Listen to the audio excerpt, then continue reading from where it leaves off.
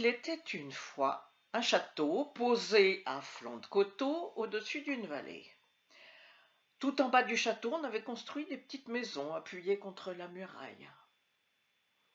C'était le château d'un jeune roi. Il n'en était jamais sorti depuis son enfance parce qu'on lui avait toujours dit que l'extérieur était dangereux. Mais bon, cette histoire-là n'aurait sans doute jamais eu lieu si le roi, par exemple, avait aimé manger les fraises. Mais ce qu'il aimait par-dessus tout, c'était les cerises. Et ce matin-là, on venait de lui en amener un plein panier.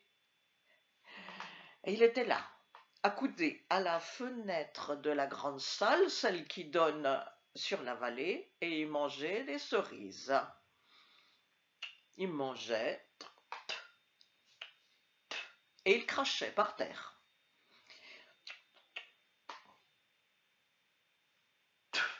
Par la fenêtre. Aïe!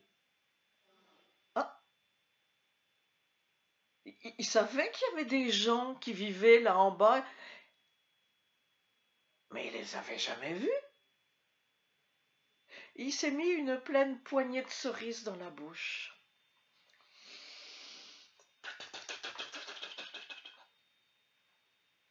Aïe, aïe, aïe, aïe, aïe, mon nez, ma joue, mon menton, ma bouche. Ah, mes mains, ma soeur, vite, vite, mettons-nous à l'abri.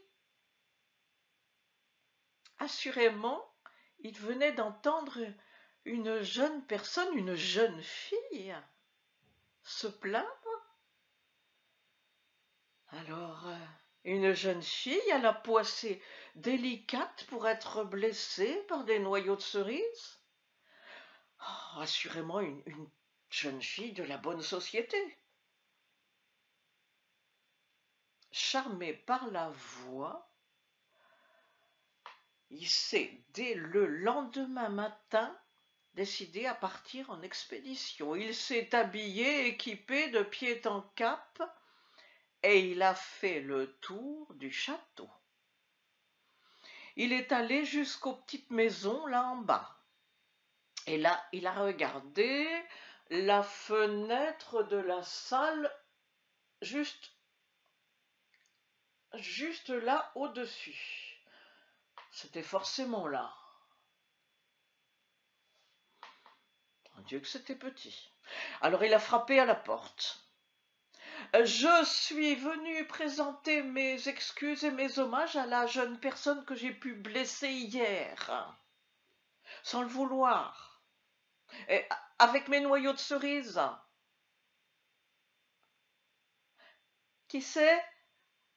Ah, c'est le roi. Oh, sire, je ne puis me montrer, je suis couverte de bleu. Eh bien, jolie dame, passez-moi juste votre main, j'y déposerai un baiser en guise d'excuse. Ah non, sire, même ma main est couverte de bleu, revenez dans quelques jours. Sous le charme, le roi est reparti, il est retourné au château. Derrière la porte, ça a commencé à s'agiter. C'était bien là deux sœurs, mais plus très jeunes, même carrément un peu vieilles. Deux sœurs qui avaient connu des temps meilleurs. Elles avaient connu la fortune, les bals, les banquets, les fêtes. Et un revers de fortune les avait amenées là, dans cette toute petite maison. Et puis, Dame Fortune, Dame Nature, leur avait dans sa bonté laissé leur voix de jeune fille. Mais c'était bien tout. Pour le reste, elles avaient perdu leurs formes opulentes, elles avaient beaucoup maigri, elles n'étaient plus qu'un empilement, un entassement de plis sur pattes, enfin façon Charpeil, si vous voyez. Elles avaient perdu les cheveux, elles avaient perdu des dents à cause de la mauvaise nourriture, et puis pas soignées. des ongles jamais taillés, des griffes, jamais lavées, des horreurs sur pattes. Mais bon voilà, une dernière nuit de plaisir avec le roi. Ça se refuse pas. Alors elles ont commencé à se disputer, puis finalement elles ont décidé que celle qui aurait la plus jolie main à présenter au prince 3 jours plus tard tenterait sa chance. Mais voilà, leurs mains valait mieux oublier. Un doigt. Allez, un doigt. Alors chacune a commencé à dorloter un doigt. Elles ont taillé l'ongle et puis elles l'ont frotté avec des laines fines, des onguents, des huiles parfumées. Elles l'ont léché, elles l'ont sucé. Et 3 jours plus tard, c'est la vieille, la plus âgée des sœurs qui avait le plus joli doigt. C'est donc elle qui tenterait sa chance. Quand le roi est arrivé, « Sire, je ne puis vous montrer ma main, elle est toujours couverte de bleu, juste un doigt. » Et ahuri, le roi a vu surgir par un trou de la porte un doigt, ma foi, tout rose, un doigt. Il y a tant bien que mal déposé un baiser. Un doigt.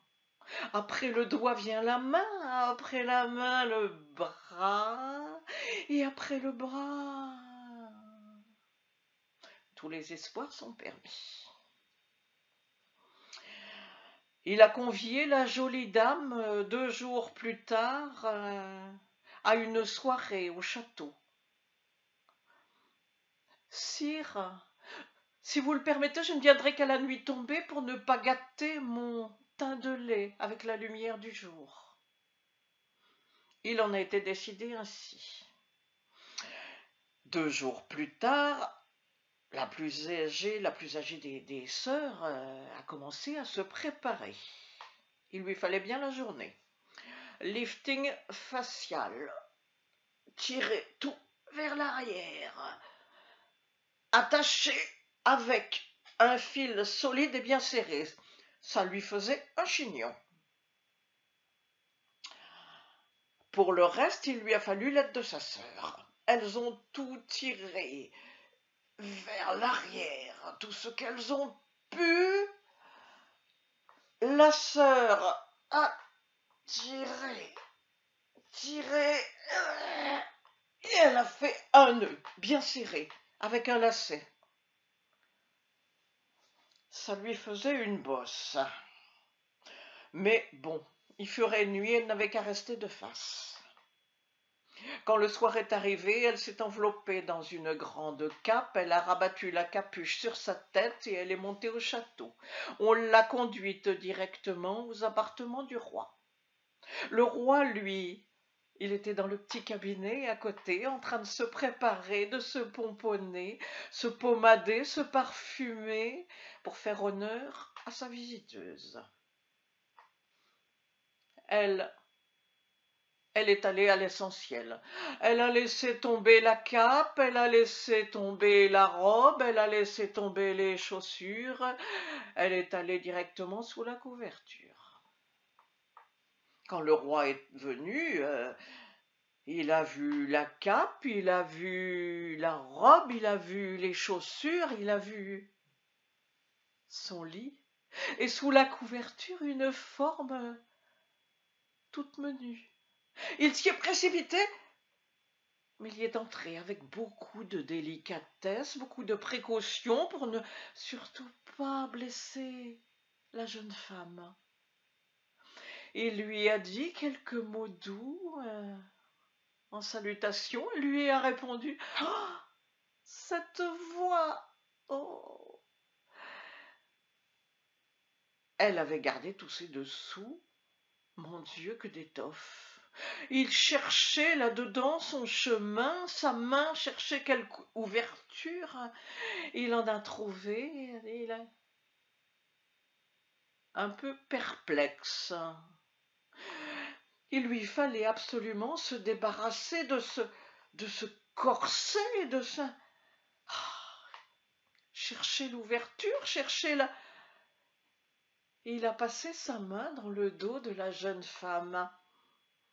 Le lacet, il l'a trouvé, le lacet du corset. Alors il l'a pris et il a tiré. Et il s'est retrouvé sous un amoncellement à moitié enseveli par des chairs flasques et nauséabondes. Alors à reculons, il est sorti du lit, il a pris une bougie qu'il a levée. Il y avait assurément là un sortilège. La créature immonde qui était dans son lit ne pouvait absolument pas être la jeune femme qui était entrée et qui l'avait entendue. Alors, il l'a attrapée par un bras et sans plus soucier de ses cris de protestation, il l'a traînée jusqu'à la fenêtre et l'a jetée. Elle aurait dû se tuer dans la chute. Mais il y avait là en bas, sous la chambre du roi, un grand arbre. Elle y est restée accrochée, pendue par un pied coincé entre deux branches. Son jupon retourné sur la tête. Elle pendait là, la tête en bas, sans rien pouvoir faire. Et elle a entendu des voix qui approchaient là sur le chemin devant, des voix féminines. C'étaient 3 fées qui s'en revenaient d'une soirée où elles s'étaient mortellement ennuyées, une soirée perdue, une soirée gâchée.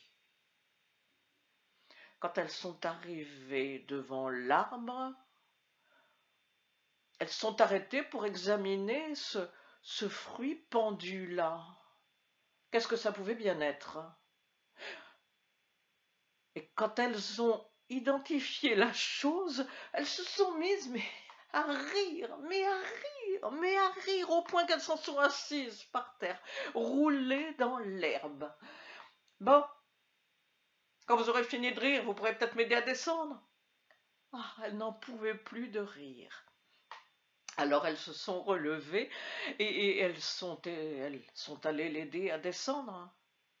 Et puis comme c'était de bonnes fées et comme elles voulaient la remercier d'avoir sauvé leur soirée, eh bien, elles lui ont donné l'une la jeunesse, l'autre la beauté, et la troisième la richesse. Elles sont reparties bras dessus, bras dessous, en riant toujours, en laissant derrière elles, sous l'arbre, une jeune beauté richement vêtue. Le lendemain matin, le roi, il a envoyé ses gens chercher quelques traces du sortilège, et c'est cette jeune beauté-là qu'ils lui ont ramenée. Quand elle a parlé, il a bien reconnu, c'était elle derrière la porte, c'était elle dans son lit, avant le sortilège. Il n'a pas cherché plus loin. Il l'a prise dans ses bras, et il a décidé pour le lendemain un banquet. Il voulait la présenter à tout le monde. Elle a demandé qu'on aille chercher sa parente qui était là dans la petite maison en bas. Quand on l'a ramenée, la parente, tout le monde a été un peu surpris. Mais bon. Mais elle, la sœur, quand elle a vu sa sœur, telle qu'en ses 18 ans, et sa beauté retrouvée. Elle dit, mais qu'est-ce que t'as fait? Non, arrête, non, tout à l'heure je te dirai. Mais qu'est-ce que t'as fait? Tout à l'heure. Qu'est-ce que t'as fait? Arrête. Bon, je me suis fait écorcher. Écorcher? Eh bien, si c'était que ça. Elle a couru chercher un barbier. Le barbier a refusé, et elle a insisté, il a refusé, elle a insisté, il a accepté, et il l'a écorché. Ah ben, ça faisait mal. Mais on lui avait toujours dit, pour être belle, il faut souffrir. Et puis elle se sentait plus légère avec toute cette peau en moins. Et puis de plus en plus légère, et tellement légère qu'elle est passée de vie à trépas, sans même s'en rendre compte. Quant à la jeune vieille femme, eh ben, elle a épousé le roi, et je pense qu'ils sont toujours tous les deux dans le château, et qu'ils n'en ressortiront pas tout de suite.